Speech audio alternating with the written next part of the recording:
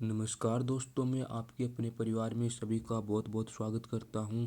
दोस्तों, हम करने वाले हैं इंडियन इकोनॉमी के दोस्तों टॉप 13 क्वेश्चन। मतलब कि दोस्तों 300 क्वेश्चन जो है 300 प्लस क्वेश्चन दोस्तों अपन करने वाले हैं।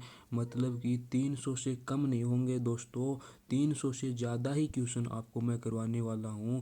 और दोस्तों मैं आपको इसी प्रकार से हिस्ट्री, ज्योग्राफी, दोस्तों पॉलिटिकल, जीके से रिलेटेड दोस्तों मैं आपको इस प्रकार के प्रश्न करवाऊंगा जो दोस्तों बार बार परीक्षा में पूछे जाते हैं, दोस्तों बार बार परीक्षा में रिपीट होते हैं।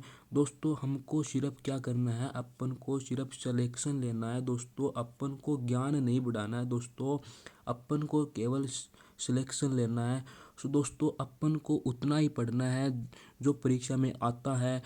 सो दोस्तों मैं आपको उसी प्रकार से प्रैक्टिस सेट अपने चल रहे हैं दोस्तों, टॉपिक वाइज दोस्तों आपको करवा रहे हैं इंडियन इकोनॉमी का।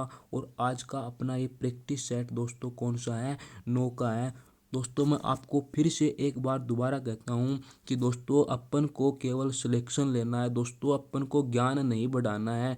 तो आप दोस्तों वही पढ़ो जो परीक्षा में पूछे जाते हैं। सो दोस्तों अपना ये जो क्वेश्चन है दोस्तों, अपना टारगेट है एनडीए, नेवी, आर्मी, दोस्तों एयरफोर्स, पुलिस, एसएससी, जीडी, जो भी दोस्तों अपनी परीक्षाएं होने वाली हैं उनके लिए बहुत ही महत्वपूर्ण है दोस्तों। अपन अपना अगला प्रैक्टिस सेट स्टार्ट करते हैं। अपना आज का प्रैक्टिस सेट है 9वें नंबर का प्रैक्टिस सेट है। लेट स्टार्ट दोस्तों, अपन क्या स्टार्ट करें, क्या आप रेडी हैं? तो दोस्तों अपने आपके सामने आपका पहला क्वेश्चन क्या है, क्वेश्चन नंबर दोस्तों 81 का है। मतलब इससे पहले अपन 8 प्रैक्टिस सेट में मतलब 80 क्वेश्चन जो हैं वो बहुत ही बढ़िया तरीके से डिटेल से किए हैं दोस्तों। जो भी नया साथी 9वें प्रैक्टिस सेट में आता है प्लीज़ वो 8 प्रैक्टिस सेट को देख लीजिएगा। बहुत ही दोस्तों महत्वपूर्ण प्रश्नों को शामिल किया गया है। पुराने प्रश्न दोस्तों जो बार बार परीक्षा में पूछे गए हैं उनको शामिल किया गया है दोस्तों। बहुत ही मेहनत से ये बनवाए गए हैं दोस्तों।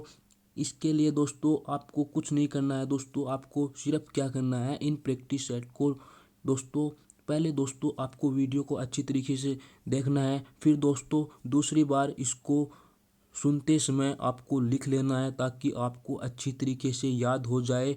और दोस्तों आपको बिल्कुल फ्री में हो रहा है प्रैक्टिस सेट दोस्तों। आपको पता है दोस्तों पैसे लेते हैं प्रैक्टिस सेटों के दोस्तों, लेकिन अपन क्या करते हैं दोस्तों अपने साथियों के लिए दोस्तों अपन जो कर सकते हैं वो हमें करना चाहिए दोस्तों। इसलिए मैं आपके लिए दोस्तों, केवल आपके लिए दोस्तों मैं फ्री में प्रैक्टिस सेट लाया हूँ आपके। और इसी प्रकार से आपको इंडियन इकोनॉमी दोस्तों कंप्लीट होने के बाद में इंडियन हिस्ट्री दोस्तों और पॉलिटिकल दोस्तों ज्योग्राफी आपको कंप्लीट करवाया जाएगा दोस्तों। कहीं पर भी इधर उधर दोस्तों भटकने की जरूरत नहीं है। आप एक स्थान पर रहिए दोस्तों, आप एक स्थान पर रहकर अपना सब कुछ एक जगह पर पढ़िए दोस्तों पूरा कंप्लीट। आपको उधर इधर जाने से आपका बहुत टाइम खराब हो जाता है दोस्तों। अपन आज क्वेश्चन अपना पहला स्टार्ट करते हैं कि which is considered the most appropriate measure of economy growth of the country. मतलब कि आपको इंग्लिश और हिंदी दोनों बाइलिंगुअल दोस्तों लैंग्वेज में आपको क्वेश्चन मिलेगा। और दोस्तों आप जो कमी होती है वीडियो बनाने में दोस्तों कमेंट किया करो और बताया करो कि क्या इसमें सुधार किया जाए। सो दोस्तों अपना प्रश्न क्या है, किसी देश की आर्थिक वृद्धि की सर्वाधिक उपयुक्त माप किसे माना जाता है? ऑप्शन नंबर ए क्या है दोस्तों, जीडीपी, सकल घरेलू उत्पाद, ऑप्शन बी राष्ट्रीय बचत को, ऑप्शन सी पर कैपिटा इनकम, प्रति व्यक्ति आय को, option number D net national income मतलब शुद्ध राष्ट्रीय उत्पाद को। तो मतलब क्या इसका राइट आंसर हो जाएगा? मतलब दोस्तों क्वेश्चन को अच्छी तरीके से पढ़ो कि मतलब कोई देश है और उसकी अपन को क्या करनी है, आर्थिक वृद्धि, यानी कि अपन को इकोनॉमी में ग्रोथ लाना है। तो उसके लिए अपना कौन सा ऐसा मतलब जो है उपयुक्त माप होगा, सर्वाधिक जो बहुत ही अच्छा होता है, अपन कह सकते हैं दोस्तों जो सबसे अच्छा रहता है दोस्तों, जिससे हम आर्थिक वृद्धि को सर्वाधिक उपयुक्त मापन कर सकते हैं तो वो सबसे अच्छा कौन सा है? जीडीपी। मतलब दोस्तों जीडीपी की आपको फुल फॉर्म भी अच्छी तरीके से बताया जाएगा दोस्तों। जीडीपी के बारे में डिटेल से बताया जाएगा कि जीडीपी होता क्या है, वास्तव में होता क्या है जीडीपी। मतलब कि कंप्लीट इन्फॉर्मेशन के साथ आपको पूरी डिटेल्स के साथ बताया जाएगा दोस्तों। जीडीपी यानी कि इसकी फुल फॉर्म क्या होती है? Gross domestic product. यानी ग्रोस का मतलब दोस्तों क्या होता है? सकल। और डोमेस्टिक का मतलब क्या होता है? घरेलू। प्रोडक्ट का मतलब उत्पाद।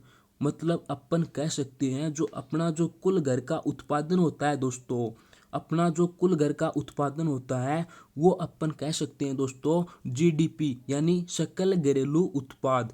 तो इसका ऑप्शन ए जो है वो क्या हो जाएगा? करेक्ट हो जाएगा। जो भी डाउट आती है आपके दोस्तों कमेंट कर कर जरूर बताना, मेरे को पता नहीं चलेगा कि आपके क्या डाउट हैं। तो आपका क्वेश्चन मिस हो सकता है क्योंकि मेरे को पता नहीं आपकी क्या डाउट है दोस्तों। आप जरूर कमेंट करना कि आपकी क्या डाउट रही है इस पर्सन में, तो हम वो भी अपन सोल्व कर लेंगे। सो दोस्तों अपन अगले क्वेश्चन की ओर बढ़ते हैं। क्या आप रेडी हो?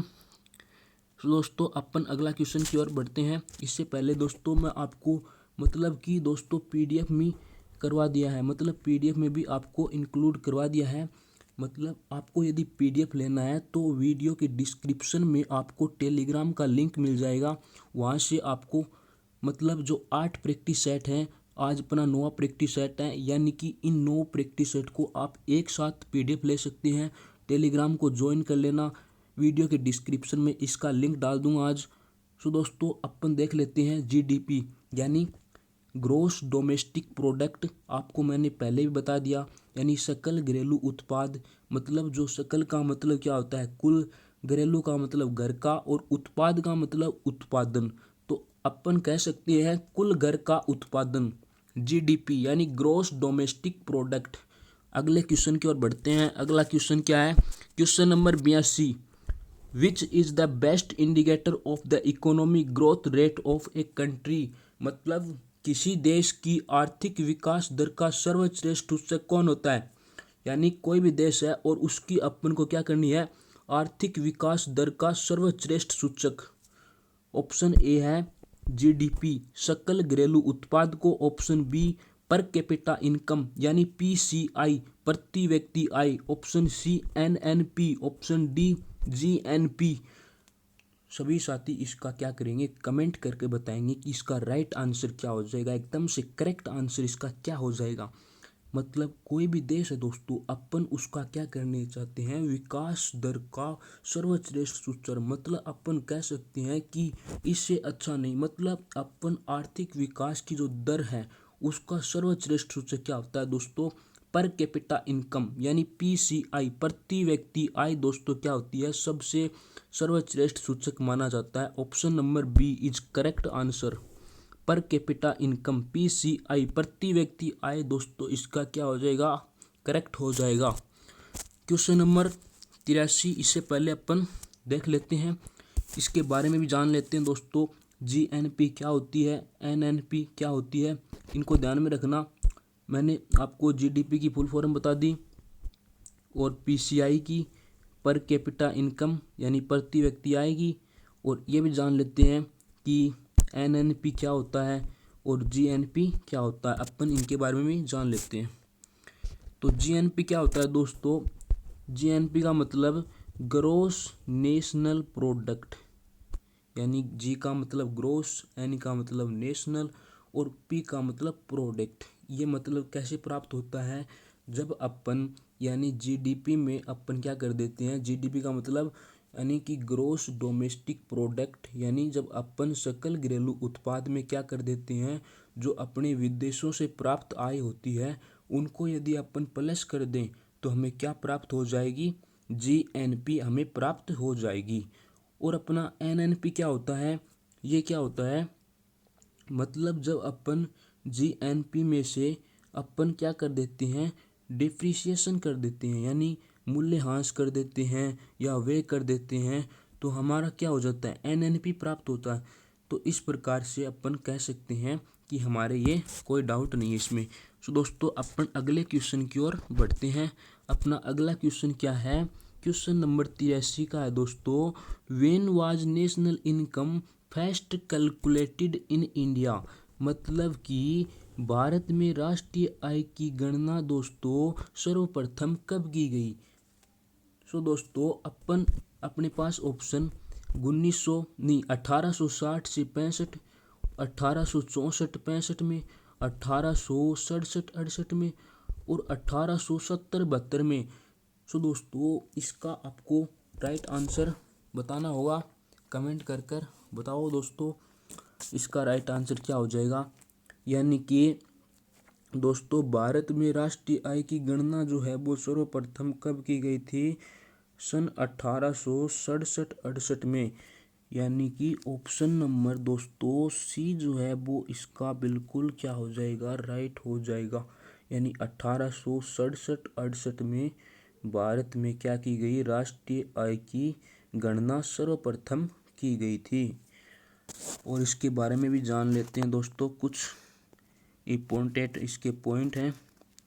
देखिए दोस्तों, जैसे कि the poetry and un British rule in India, ये पुस्तक किसने लिखी थी, दादा भाई नौरोजी ने।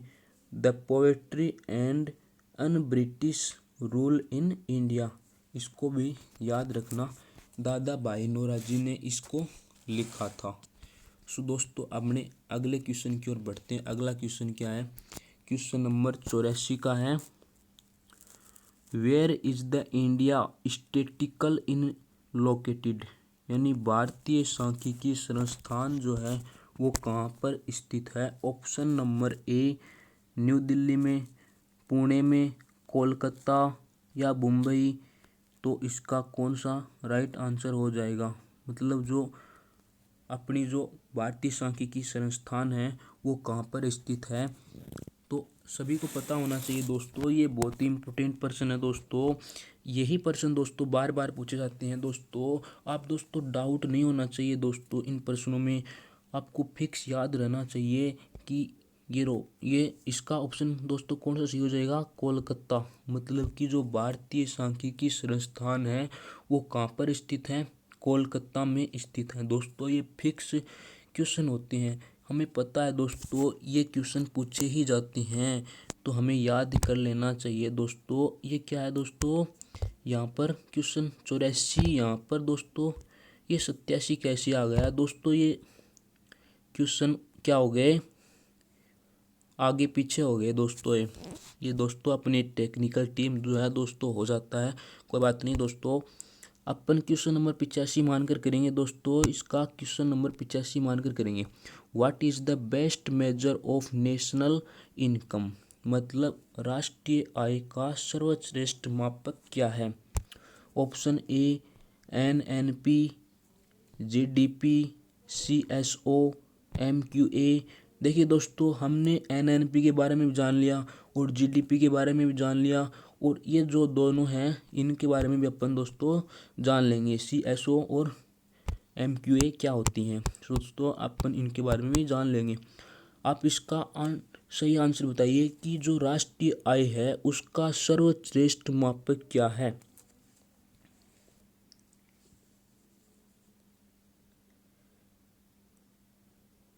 क्या है दोस्तों, ऑप्शन नंबर ए, राष्ट्रीय आय का सर्वश्रेष्ठ मापक क्या होता है, NNP। NNP दोस्तों हमने जाना था कि NNP कब आता है, जब अपन GNP में से डेप्रिसिएशन कर देते हैं। मतलब अपन जब GNP में से मूल्यांश या कोई दोस्तों व्यय कर देते हैं तब अपना क्या आता है, NNP आता है दोस्तों। अब अपन दोस्तों अगले क्वेश्चन की ओर बढ़ते हैं दोस्तों। अपना अगला क्वेश्चन क्या है दोस्तों, 86 नंबर का है दोस्तों। ये दोस्तों आगे पीछे हो गए क्वेश्चन, कोई बात नहीं। अपना क्वेश्चन है ये 86 मानकर करना, who is the first country in the world to adopt a mixed economy. मतलब दोस्तों क्या होता है कि मिश्रित अर्थव्यवस्था को अपनाने वाला विश्व का प्रथम देश कौन सा है।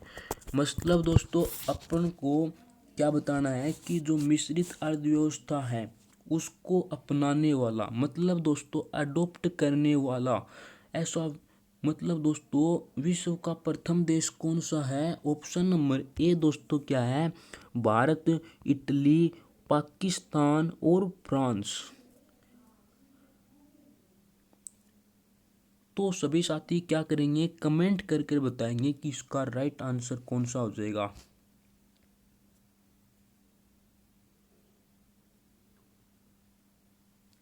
इसका राइट आंसर दोस्तों फ्रांस जो है वो राइट हो जाएगा, मतलब कि जो मिश्रित अर्थव्यवस्था होती है उसको अपनाने वाला विश्व का प्रथम देश कौन सा है? फ्रांस।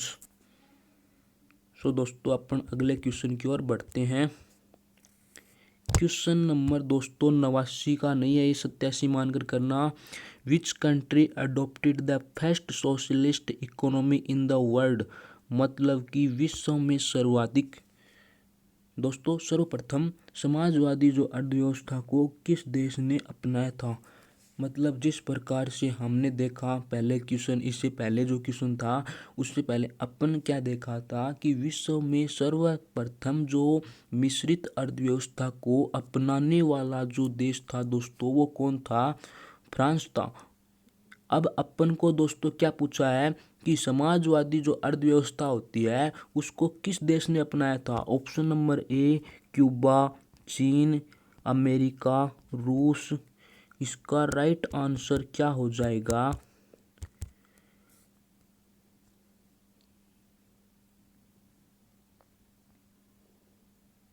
क्या हो जाएगा दोस्तों? कमेंट करके बताओ कि विश्व में जो समाजवादी अर्थव्यवस्था को किस देश ने अपनाया था। और दोस्तों अपन को पता है कि मिश्रित अर्थव्यवस्था को तो किसने अपनाया था? फ्रांस ने। सभी को पता हो गया ना। अब देखो ये पता है कि समाजवादी अर्थव्यवस्था को किस देश ने अपनाया था? किसी को भी नहीं पता दोस्तों। रूस में दोस्तों समाजवादी अर्थव्यवस्था को अपनाया था। दोस्तों यही एक ऐसा देश था जिसने समाजवादी अर्थव्यवस्था को सबसे पहले अपनाया था। तो ऑप्शन नंबर डी इसका राइट आंसर हो जाएगा। अगला क्वेश्चन है अपना, द वेल्थ ऑफ नेशन पुस्तक के लेखक कौन थे? दोस्तों who is the author of book the wealth of nation? बहुत ही इंपॉर्टेंट पर्सन है। Option A Robbins, option B Marshall, option C Adam Smith, option D J L Mehta. दोस्तों ये फिक्स पर्सन होते हैं, मैं आपको बार बार बोल रहा हूँ दोस्तों, इधर उधर मत घूमिए, एक जगह पर रह के दोस्तों अच्छी तरीके से पढ़िए दोस्तों। और वही अपन को पढ़ना है जो परीक्षा में बार बार पूछे जाते हैं दोस्तों। अपन को दोस्तों ज्ञानी नहीं बनना है, अपन को सिलेक्शन लेना है दोस्तों। सो दोस्तों ये पुस्तक किसकी थी? ऑप्शन नंबर सी दोस्तों क्या है? Adam Smith. The wealth of nation दोस्तों किसकी पुस्तक थी? Adam Smith. सो दोस्तों अपना ये शायद लास्ट सेकंड लास्ट रहेगा।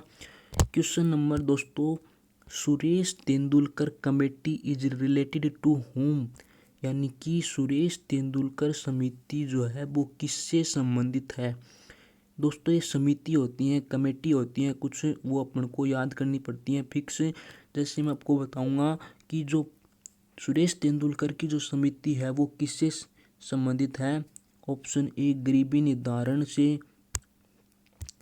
निवारण से, एजुकेशन शिक्षा, कुपोषण से या भ्रष्टाचार से। तो इसका राइट आंसर क्या हो जाएगा? सुरेश तेंदुलकर समिति किससे संबंधित है? मतलब Suresh Tendulkar committee is related to home? तो इसका राइट आंसर क्या हो जाएगा दोस्तों? ऑप्शन नंबर ए जो है दोस्तों इसका करेक्ट हो जाएगा। मतलब कि सुरेश तेंदुलकर समिति जो है दोस्तों वो किससे संबंधित है?